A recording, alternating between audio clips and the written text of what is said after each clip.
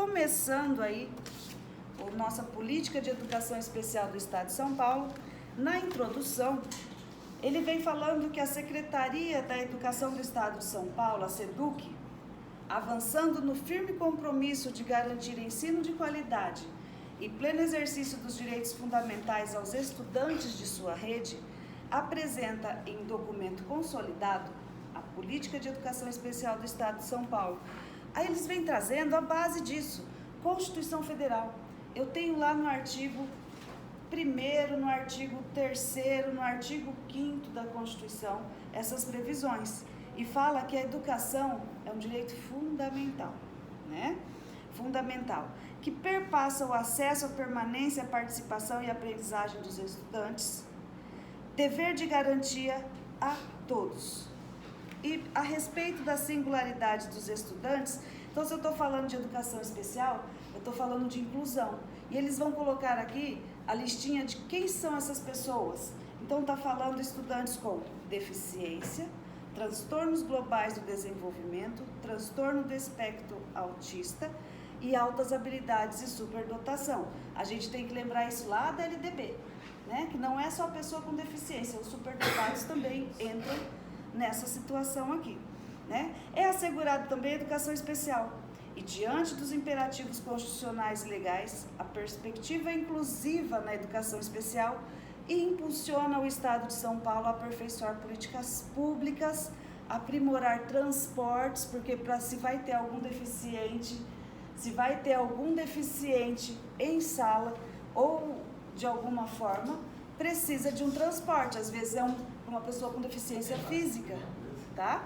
Se tem deficiência física, o transporte é diferente, então tem que preocupar com isso também. E para uma transformação cultural, política e prática nas escolas, seguindo conforme o interesse público e tendo por finalidade, 2 pontos, assinale a alternativa correta na prova de vocês, pleno atendimento das demandas fundamentais dos estudantes. Lembra lá na LDB que nós vimos? Sempre a formação, sempre o melhor para eles, sempre o interesse deles acima. E aqui nós não temos, por enquanto, mas lembra aquele Plano Nacional de Educação, que é decenal? Lá tem as metas a serem cumpridas, igual a ex-presidente falava, atinge a meta, dobra a meta nessa situação. Então aqui, lá tem também falando assim, ó, temos que pegar as metas para atender o maior número de estudantes possíveis. Então essa parte da inclusão é para trazer mais gente para dentro da sala de aula, mais gente. Para a consecução desse direito inalienável, o que é isso? Eu não posso vender, né? Não é vendável. A educação especial, na perspectiva inclusiva, isso aqui é lindo para cair na prova, ó. É modalidade de ensino transversal e essencial ao ensino que apoia, planeja e desenvolve ações em conjunto com a equipe escolar, com vistas a minimizar barreiras. Quando eu pego a lei de deficientes, nós vamos ver que existem barreiras. Quais tipos de barreiras que existem lá? Barreiras físicas, as calçadas. Vocês conseguem andar nas calçadas retinho, sem cair, sem ter o pé no buraco? Nunca. Vocês conseguem andar com postes, né? Às vezes tem uns postes tá no meio até da garagem, né? Não consegue entrar nem sair. Então são barreiras físicas. E existem as barreiras pessoais. São pessoas que existem para atrapalhar a vida da gente, que dão informações erradas. Pessoas que atrapalham, que não gostam do deficiente e não deixam ele acessar, né? Então existe a barreira tecnológica, que a pessoa que não sabe mexer, não sabe gravar um vídeo de aula para fazer a prova, né? Então existem barreiras tecnológicas. E aqui está falando que tem que transpor essas barreiras, pegar esses alunos e a gente ajudar a essa aprendizagem. Então a educação especial, na perspectiva inclusiva, constitui-se também numa área de conhecimento que tem por objetivo, olha as palavrinhas mágicas, ó, desenvolver, validar, implementar, avaliar estratégias, metodologias, recursos e processos, bem como formar recursos humanos que favoreçam a consolidação de escolas inclusivas. E nesse contexto, o Estado, em relação aos estudantes elegíveis ao serviço de educação especial, apresenta essa política de educação especial e atuação na rede estadual na perspectiva da inclusão, garantindo a educação a quem, gente? Criança, jovens, adultos, idosos, para quem quiser. Lembra que educação hoje é ao longo da vida, né? Enquanto a pessoa quiser, para todos. E a consequência disso tudo, fortalecimento da cidadania. Quanto mais conhecimento, mais a gente sabe viver em sociedade. Ou não, né? Ou não. A gente tem que avaliar a nossa sociedade hoje. Tanta tecnologia, tanto conhecimento e o pessoal brigando por causa de café, né? Nem vou comentar onde que é isso. Falou de café. E dessa forma, à luz da cidadania, a educação inclusiva representa a possibilidade de cada escola, então olha só, não é uma coisa genérica, cada escola organizar-se de modo intencional, processual, coletivo e participativo, respeitando as diferenças de cada estudante e considerando o desenho universal para a aprendizagem em seus currículos. Aí eu pego lá na lei de deficiente que fala sobre desenho universal. Não sei se vocês perceberam, os prédios públicos todos têm que ser acessíveis. Tem que ter escada, tem que ter a rampa, tem que ter um lugar de segurar, tem que ter para o cego, né, aquelas coisinhas. Isso é obrigatório. Quando foi criada a lei de deficiente, falou que todos os prédios públicos têm que ter um mapinha, ou seja, se vocês pegarem, vou dar um exemplo bem prático, a Delegacia da Mulher daqui que foi construída recentemente, e for lá em Ouro-Oeste e olhar a Delegacia da Mulher de lá, é igualzinho. Então existe hoje, para não ter um problema de ficar mudando um daqui ou de lá, para ter esse desenho universal nas plantas. E eles estão nas plantas de casa. E aqui eles estão querendo que faça isso nos currículos, fazer um desenho universal para atendimento. E aqui fala, o que é isso? Desenho universal, concepção de produtos, ambientes, programas e serviços a serem usados por todas as pessoas, sem necessidade de adaptação ou de projeto específico, incluindo os recursos de tecnologia assistiva. Todas as vezes que vocês ouvirem falar de tecnologia assistiva, está falando de algo que é para uma pessoa que tem deficiência poder existir sem ninguém ajudar. Nós temos as pessoas, os cadeirantes, não tem? Normal é alguém empurrar. Mas existem as cadeiras elétricas. Isso é uma tecnologia assistiva, ele não precisa de ninguém para empurrar.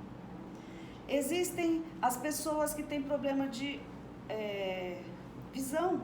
Então hoje nós temos como pegar o computador e aumentar para ele conseguir enxergar e trabalhar normal, igual todo mundo, né? Então tecnologia assistiva é tudo que faz a pessoa que tem algum tipo de deficiência poder trabalhar ou conviver normal, sem necessidade de ajuda de ninguém.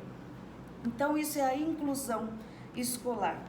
E essa inclusão nas classes comuns do ensino regular é processo que deve ser conduzido com cautela, zelo, respeito ao indivíduo e suas famílias.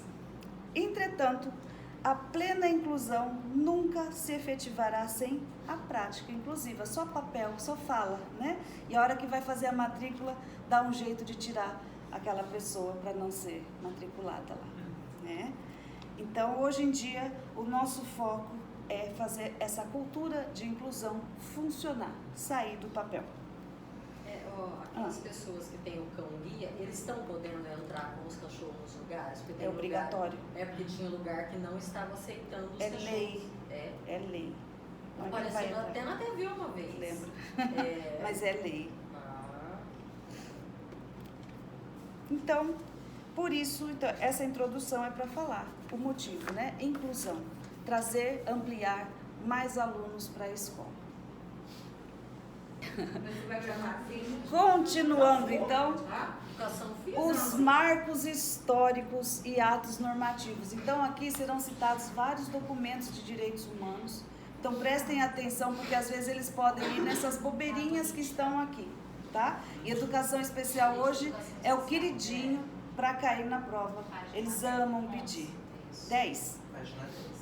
O entendimento em relação à melhor educação a ser oferecida com a pessoa com deficiência passou por diferentes concepções, sendo transformado ao longo dos anos. Por décadas, adotou-se a segregação da pessoa em razão da sua própria deficiência. Também em seara educacional, como modelo mais adequado. Então, colocava o pessoal, tudo que tinha problema, lembra que era primeiro A, primeiro B, primeiro C? Primeiro A era o mais forte, primeiro B era o pessoal mais ou menos, primeiro C os problemáticos, né? Então, era segregado. Tinha mãe que falava assim, como assim meu filho está no primeiro C? Ele tem que ir lá para o primeiro A, e não aceitava. Hoje, Deus me livre se fizer isso. Né? Então, o direito à plena inclusão, de fato, é resultado de conquista individual, social e política, cujos avanços se encontram em documentos nacionais e internacionais que marcaram a história.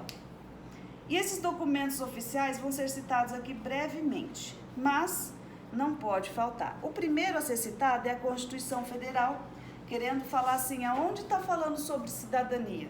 Eu tenho lá no artigo 1º da Constituição Federal, falando assim que o Brasil é a união indissolúvel dos estados e municípios, ok?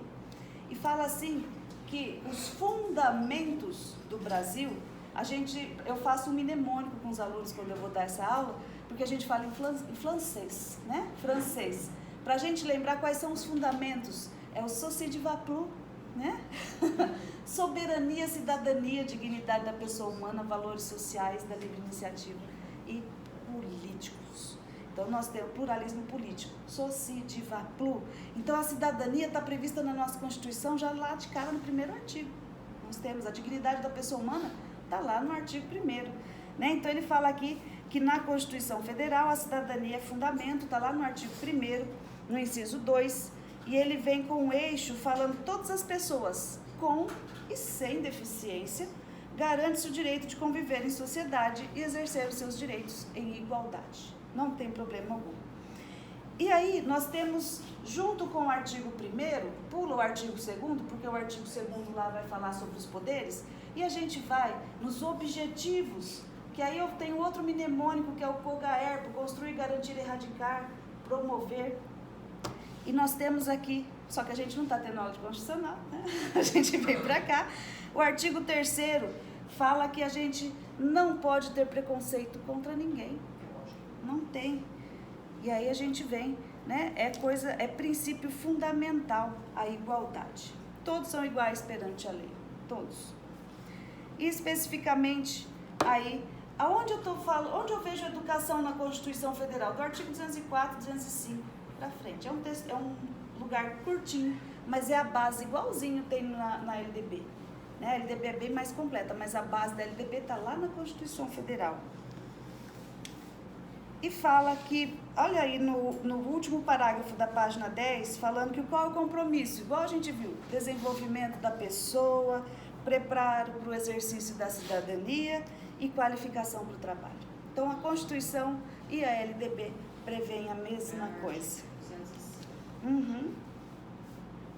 E desse conjunto de garantias constitucionais, lá na próxima página, emerge a compreensão de que as escolas devem ser ambientes, olha que lindo para fazer na dissertativa, a escola deve ser um ambiente que valoriza as singularidades de cada estudante, de que o espaço escolar deve estar apto a oferecer as oportunidades necessárias ao desenvolvimento das habilidades e potencialidades dos estudantes, com e sem deficiência, e que a todos é assegurado o direito de conviver em todos os espaços. E com isso, nós temos a Declaração Universal dos Direitos Humanos, logo após a Guerra Mundial, né? Depois de 1945, a Primeira Guerra, não é? 45? Segunda Guerra? Então tá, ajuda a tia aí.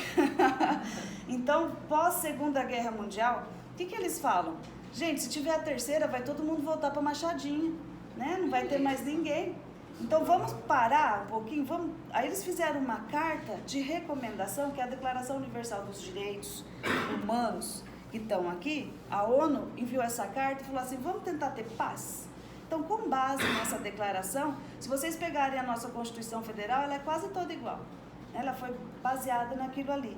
Então, eles deram um cessar-fogo e a ONU entrou no meio para poder ver se o povo criava um pouquinho de juízo e vivia em paz.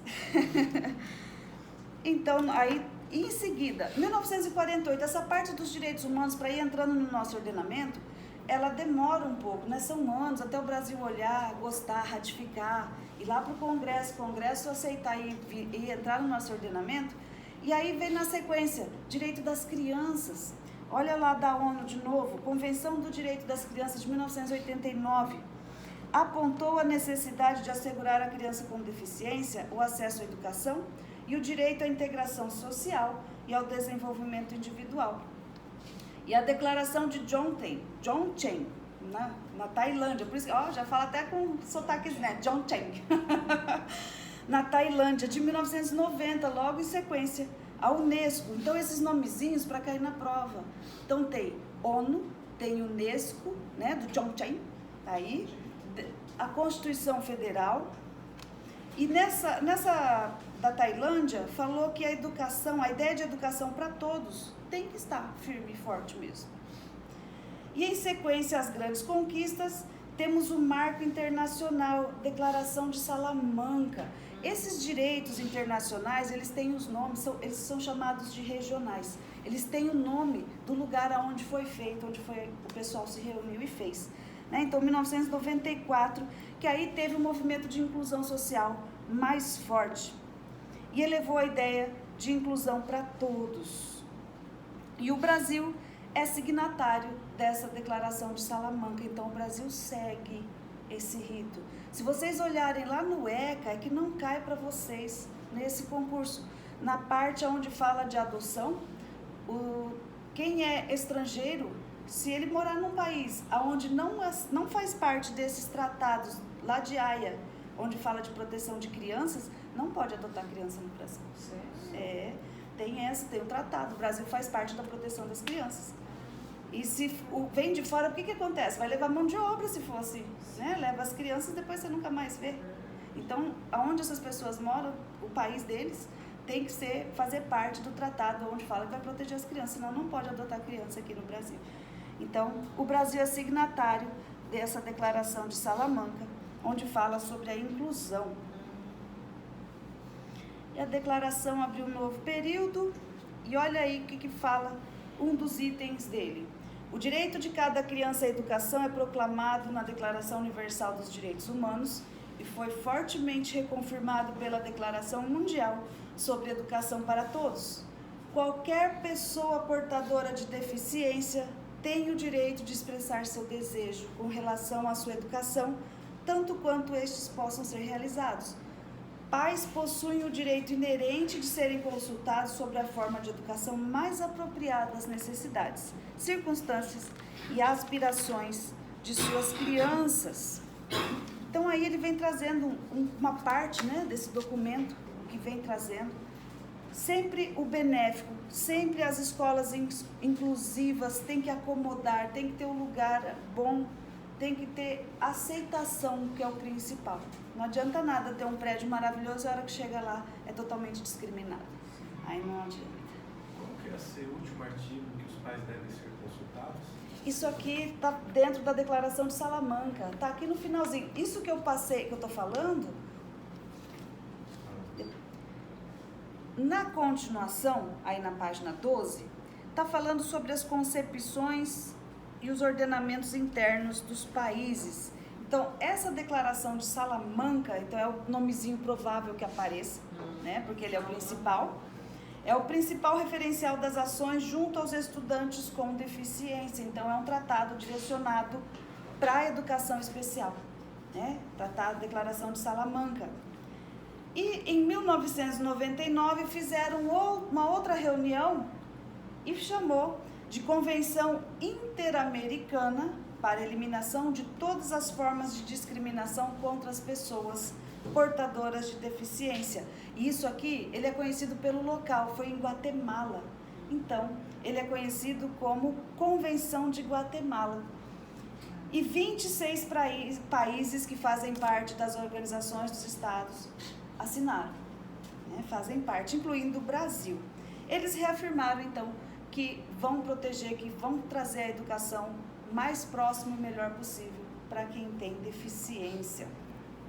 Fortalecer. Então, por consequência, o texto da Convenção da Guatemala foi aprovado no Brasil em 2001 e promulgado também em outubro, né? Isso foi até rápido. E em 2002, nós temos aí Madrid. O que eu oriento vocês, a hora que forem estudar? Faz uma linha do tempo, põe o ano e escreve a declaração, porque isso fica mais fácil para a gente visualizar, né? A gente começa com a ONU, aí vem depois com a galera, Salamanca, Guatemala, e agora Madrid, né? E é a discriminação, o princípio da não discriminação e na afirmação, ação afirmativa, como ações hábeis. Acho que não está funcionando muito, né, nessa parte de não discriminação lá em Madrid, porque o negócio está bem desandado por lá. Eles assinam um tratado, não sei como funciona lá nesses outros países, mas parece que não entra no ordenamento valendo, né? Não tem preso por causa de discriminação. Aqui no Brasil nós temos várias leis, inclusive dentro do Código Penal nós temos previsão, né? Não pode discriminar, tem que tratar com igualdade. Nos outros países não tem isso não. Pouca proteção para as crianças, pouca proteção para deficiente, discriminação altíssima, né? É um problema. E em 2007, aí na página 13, a Convenção sobre os Direitos das Pessoas com Deficiência e o Protocolo Facultativo. Então, quando eu tenho um tratado internacional, existe o tratado inteiro, que é o grossão, e existem alguns protocolos facultativos, ou seja, o país faz parte se quiser. Então, nesse aqui, da Convenção sobre os Direitos da Pessoa com Deficiência e o Protocolo Facultativo, foi assinado lá em Nova York. E aí teve a consolidação para poder garantir às pessoas com deficiência a inclusão e a cidadania. E no artigo 1º dessa Convenção de Nova York fala que tem que promover, proteger e assegurar o exercício pleno e equitativo de todos os direitos humanos e liberdades fundamentais para todas as pessoas com deficiência e promover o respeito pela sua dignidade inerente. E ele fala quem é pessoa com deficiência. Ele fala que são aqueles que têm impedimento de longo prazo de natureza física, mental, intelectual ou sensorial, os quais, em interação com diversas barreiras, pode obstruir sua participação plena e efetiva na sociedade. Igualzinho na nossa lei de deficiência, fala sobre isso aqui. Quem é pessoa com deficiência? Aquele que não vai arrumar, é a longo prazo. Porque se eu puder consertar, se eu passar o super bonder e o negócio funcionar, então aí ele não tem mais deficiência. Por que eu brinco assim? Eu tenho meia vértebra na coluna que nunca vai nascer o outro resto. Eu tenho um enxerto que eu tive que fazer, senão eu não andaria. O pessoal fala assim, nossa, com 12 anos eu fiz a cirurgia, né? Senão eu não andaria, eu ia vegetar nessa idade que eu tô. E o médico falou pra mim, você não me arruma filho quando você ficar maior. Eu falei, só arrumei 3. Não pode, o peso da coluna não suporta. Então, vai nascer outra vértebra? Nunca, não vai. Então, isso é a longo prazo. Se eu não consigo consertar, é deficiência. Então, existe a deficiência física, apesar de não aparecer a minha, mas é física. Tem a sensorial, tem gente que não ouve, tem gente que não vê, tem gente que não fala. Tem a intelectual. Aí fala que na página 14, no finalzinho, no âmbito da educação, a lei federal, a nossa LDB 9394 de 96, em harmonia com as normas constitucionais e com as diretrizes emanadas dos documentos internacionais em relação à pessoa com deficiência, estabeleceu como dever do Estado a garantia do atendimento educacional especializado gratuito aos estudantes com deficiência, transtorno globais e altas habilidades, superdotação, e reservou um capítulo próprio para educação especial, que quando a gente vai estudar LDB tem lá, bonitinho, educação especial. E vale destacar também que a LDB, nos passos da Constituição Federal e o ECA, trouxe um título reservado só para direitos fundamentais, né? Exercício da cidadania, qualificação do trabalho e acesso e permanência na escola. E o deficiente hoje também incluído como especializado. Na próxima página, fala assim, que na Constituição do Estado de São Paulo, tem lá os objetivos da educação, que fala que é a promoção da compreensão dos direitos da pessoa humana, do cidadão e dos grupos que integram a comunidade, respeito à dignidade e às liberdades fundamentais da pessoa humana, desenvolvimento integral da personalidade humana com participação no bem comum e preparo para o domínio do conhecimento científico e tecnológico. A gente está acostumado a falar da Constituição Federal, artigo 204, 205, né? Mas na Constituição do Estado também tem a previsão, e está lá no artigo 237. A Constituição Federal Brasil inteiro, Constituição do Estado de São Paulo para o nosso Estado. E tem essas previsões. E fala assim, em relação ao estudante com deficiência, vem garantida a presença da mobilidade de educação especial, oferecendo o atendimento especializado e estabelecida a promoção de acessibilidade. Desenvolvimento, observe-se as diretrizes. O que é o mais novinho que foi colocado na LDB que nós vimos? Não é o pessoal com problema de deficiência auditiva? O último parágrafo da página 16 fala assim: observe-se que essas diretrizes inovadoras à época vieram em substituição ao termo da anterior resolução 247, que, dispondo sobre educação especial nas escolas estaduais, trazia como elegíveis os estudantes com deficiência auditiva, visual, física e mental leve, além dos superdotados. E no artigo 3º, adotava o paradigma médico e indicava como modalidade de atendimento a classe comum. Então aqui, a hora que eles faziam esse filtro, eles falavam assim, vai para uma sala tal. O médico falando, ele vai ter que ir para uma outra sala. Né? Então ele fazia essa divisão para poder proporcionar um meio de atendimento.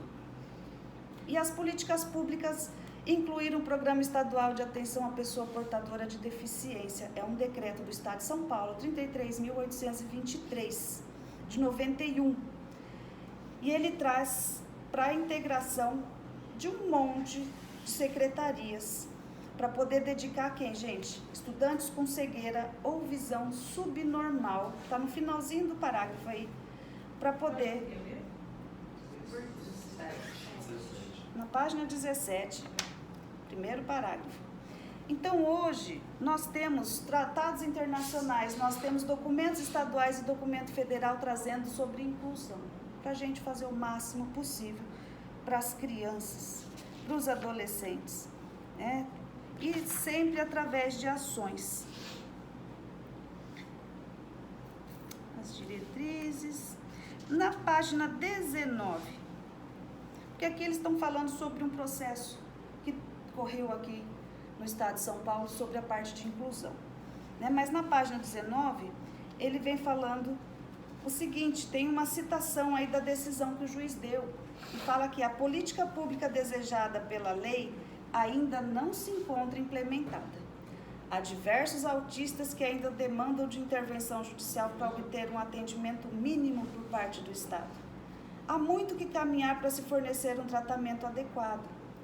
Caso extinta a ação, o direito não faleceria. Então, se acabasse esse processo aqui, o direito da pessoa ainda está lá, né? Mas seriam necessárias demandas individuais, analisadas sob o prisma do direito individual e, portanto, sem comprometimento de alinhamento dos pedidos formulados com a política pública em fase de implantação, que é o desejável, no que pertine à intervenção judicial. Então, aqui ele está explicando, resumo, precisam usar um juiz para fazer o Estado cumprir uma obrigação que ele já deveria ter cumprido, que é a de inclusão dessa pessoa com transtorno. Né? Que dó. Aí vem só chovendo no molhado, página 22, que eles estão falando aqui de casos anteriores que aconteceram para poder chegar até aqui. No último parágrafo da página 22, fala assim, nesse contexto, como parte da política pública voltada à inclusão educacional dos estudantes da rede estadual de ensino, advém a regulamentação do processo de aceleração de estudos para discentes com altas habilidades. Então, aqui tem um projeto, né, tem um texto de lei, uma resolução, falando assim, se vocês estão vendo que ele é superdotado, ele tem uma aprendizagem mais rápida, vamos acelerar os estudos. Teve um menininho esses dias que ele está com 13, 14 anos, que ele passou, né? E ele passou numa faculdade, o pessoal, não sei se o Elon Musk já contratou ele para trabalhar lá.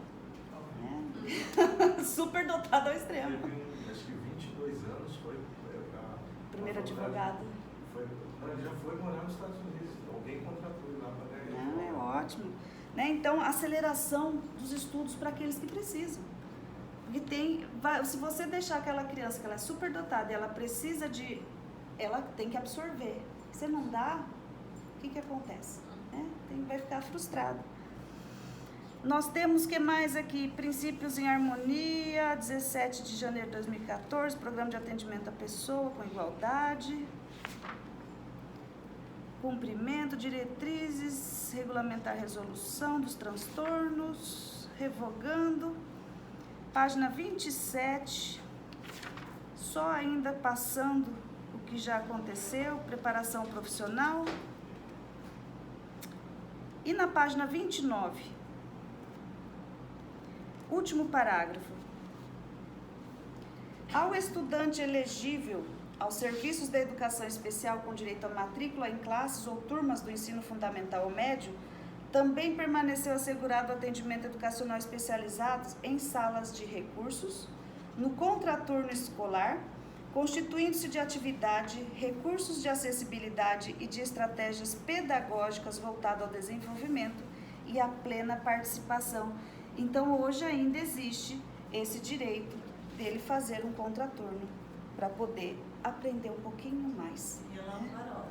Lá no Barose? Lá no Barose. As crianças saem aos 16, tem um ônibus aguardando para eles irem para o Barose. Ou vice-versa, eles vão de manhã, eles vão para a sala de recursos, depois eles voltam. Na página 33, tem lá o título, o que fazemos? Então, estudantes elegíveis, quem são esses estudantes que vão precisar de aulas da parte de educação especial? A nossa lei brasileira de inclusão, o número dela é 13.146, ela é de 2015, junto com a Convenção sobre os Direitos da Pessoa com Deficiência, que o Brasil ratificou em 2008, e o decreto 6.949, quem é pessoa com deficiência? Está aí no textinho. Considera-se pessoa com deficiência aquela que tem impedimento de longo prazo. Gente, igualzinho que a gente viu lá no Salamanca. Mesma coisinha, né? E ele tem que viver em condições de igualdade com as demais pessoas. Então, nesses termos que é previsto nessa lei de inclusão brasileira, quem é considerado estudante com transtorno geral, transtorno global? Está aqui. Aqueles estudantes que apresentam um quadro clínico caracterizado por deficiência persistente e clinicamente significativa que causa alterações qualitativas nas interações sociais recíprocas e na comunicação verbal e não verbal. Ele tem ausência de reciprocidade social e dificuldade em desenvolver e manter relações apropriadas ao nível de desenvolvimento da pessoa. Além disso, ele tem um repertório de interesses e atividades restritos e repetitivos, manifestados por comportamentos motores ou verbais estereotipados. Assim sendo, são comuns a excessiva adoção de rotinas e padrões de comportamentos ritualizados e interesses restritos e fixos. Aqui, vou falar do Marcos Mion, vou dar um exemplo bem grotesco do dia a dia. Ele tem um menino autista. E ele saiu para passear esses dias e o pessoal estava falando assim, por que você não leva o seu filho? Ele falou, ele não aguenta sair de casa e fazer essa mudança. Se eu passo, só de passar no aeroporto e alguém ter que revistar ele, para ele isso já é um transtorno e ele fica nervoso, ele fica com medo. Ele é um grau altíssimo, Então ele falou, ninguém dá conta. Então, para não mudar a rotina dele, a gente não sai. Não é que eu não quero. O pessoal falando que ele não queria sair com o filho. Vai começar Né? outra em Nós 30. temos 4 autistas, né? Tem 4? 4 laudados. Nossa. Lá de onde o Bento estuda, Quatro 6 com o Bento. Então, essa galera aqui, a lei vem trazendo escrito como eles são, como eles representam, né? Então, tá. E o próximo aqui que a gente tem sobre os elegíveis, o outro foi estudantes com transtornos globais, e a gente tem os estudantes com altas habilidades e superdotação. Então, é aqueles que demonstram elevado potencial intelectual, acadêmico, liderança, psicomotor e artístico, de forma isolada ou combinada, além de apresentarem grande criatividade e envolvimento na aprendizagem e realização de tarefas em áreas de seu interesse. E partindo aí desse entendimento, nós temos aqui uma lista de quais tipos de deficiência que a gente encontra. Então, existe a física, a auditiva e surdez, deficiência visual, a cegueira. Por qual a diferença? Existe a pessoa que pode enxergar só de um olho. E existe a pessoa que não enxerga nada. Então, deficiência visual e cegueira, duas coisas diferentes. Baixa visão. A Heloísa tem glaucoma nos 2 olhos. Eu descobri faz 2 anos que eu trato. O meu medo é que essa visão vai sumindo, né? Então, eu trato para não ficar com a visão baixinha. Ficar com um grau lá, não sei de onde, né? Deficiência intelectual. A surdo-cegueira e deficiências múltiplas. E a estrutura da educação especial em São Paulo, ele tenta, né, o Estado tenta fazer um conjunto de serviços especializados que foi desenvolvido ao longo dos anos. Para quanto mais inclusivo, melhor. Nós trazemos isso. Tinha um programa aqui, que era o Programa de Atendimento ao Deficiente, que criou na estrutura do SEDUC. Na próxima página,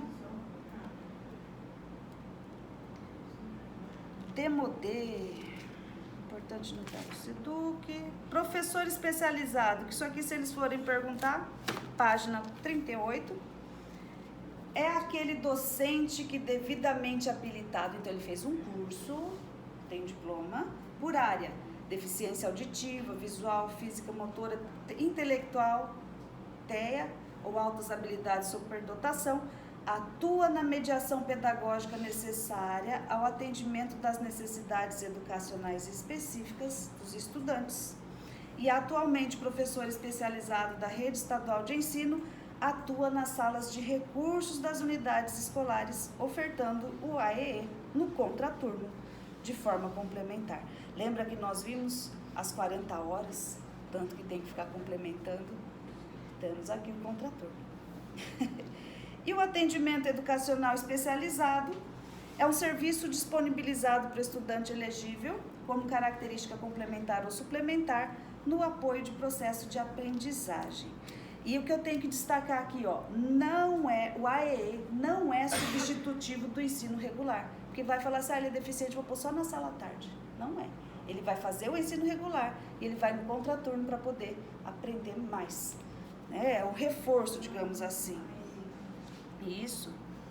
E aonde no estado de São Paulo é disponibilizado isso? As salas de recurso. É o espaço multifuncional localizado nas escolas da rede pública estadual, que tem mobiliário, equipamento, material e recursos de acessibilidade dedicado ao atendimento dos estudantes. E ele se desenvolve de forma especializada por área, auditiva, física, intelectual, visual, transtorno global e altas habilidades. E existe a modalidade itinerante, atendimento oferecido aos estudantes em espaço físico não totalmente dedicado ao AEE, pois em momentos diversos é utilizado para outras atividades pedagógicas. E também existem equipamentos lá para as especificidades. E existe aqui no item 3.2, classe regida por professor especializado.